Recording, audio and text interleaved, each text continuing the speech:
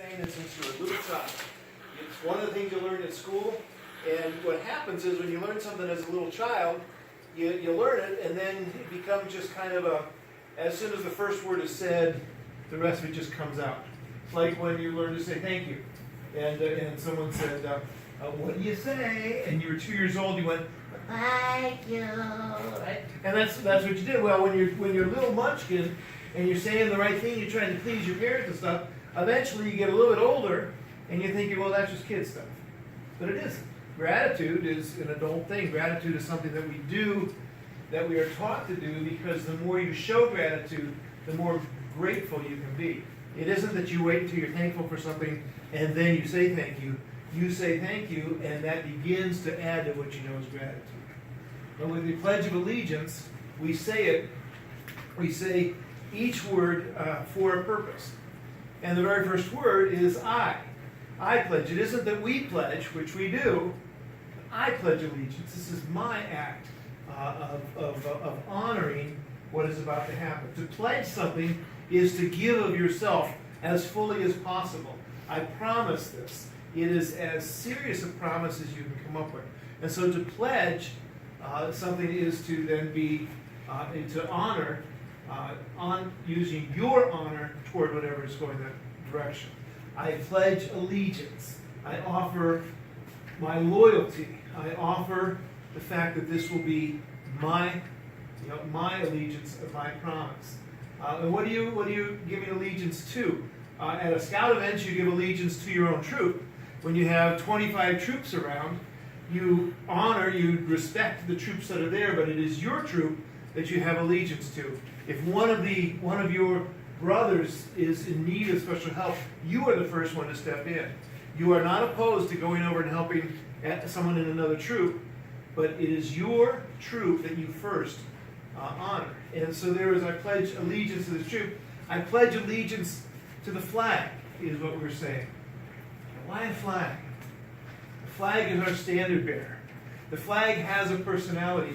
The flag is not just a piece of cloth. It is Old Glory. It is the Star-Spangled Banner. It is the very personality of our country. And did you know, every country has its own flag. And every country will point with pride at the flag we've had for so many years and so many years.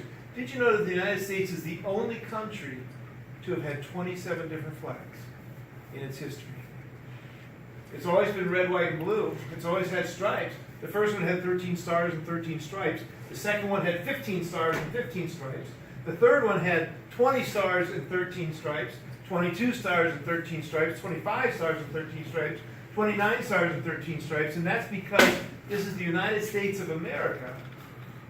And what is united means one. What are united are states, individual entities. We started with 13, we now have 50. We could one day have many more. We're allowed to. We haven't in your lifetime, almost not in my lifetime. But we have United States. Each state is its own entity. Each state has its rights.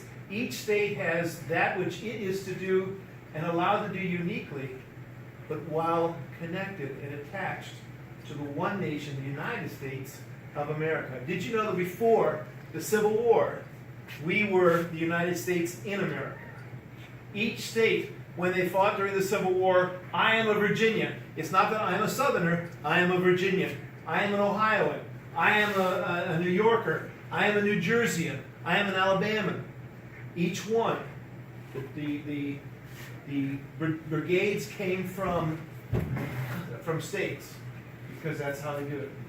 But after the war, when we came together, when we gave up 500,000 lives for the cause of the Union, of staying as one country, we became the United States of America. I pledge allegiance to the United States of America, up to the flag of the United States of America, and for which it stands, one nation. One nation is it's important that as you say each word, that it becomes, that it will speak to you separately. One nation under God, indivisible, can't take it apart. Under God, we have a creator We are here by divine intervention. We are here by divine blessing.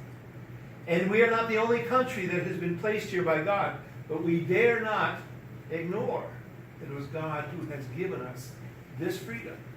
One nation under God, indivisible, undividable, with liberty and justice for all. Liberty is something that is unique to the history of our world. The United States is exceptional. What that means is not that we have the smartest people in the world, or the strongest, or the tallest, or the coolest, or the best. What we have are people that are exceptional.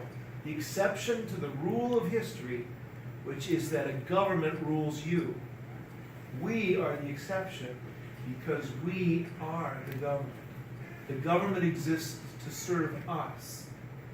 Where everywhere else in history, it has been the government exists to run us. That we exist to serve them. And that's the difference, and that is important that we always keep it that way. One nation under God, indivisible, with liberty and justice. And justice in our country means equal under the law. That no matter how much you have or how little you have, you are required to follow the laws. And you also have a right to justice, no matter what you have or don't have, for all. So let's turn and let's face the flag, and let us put our hand over our heart. And this time, say it and mean it. And each time you then say it, I want you to notice which words speak to you, which words are more clear to you as you say it. Let's pledge allegiance. I Pledge allegiance to the flag of the United States of America and to the republic for which it stands, one nation, under God, indivisible, with liberty and justice for all.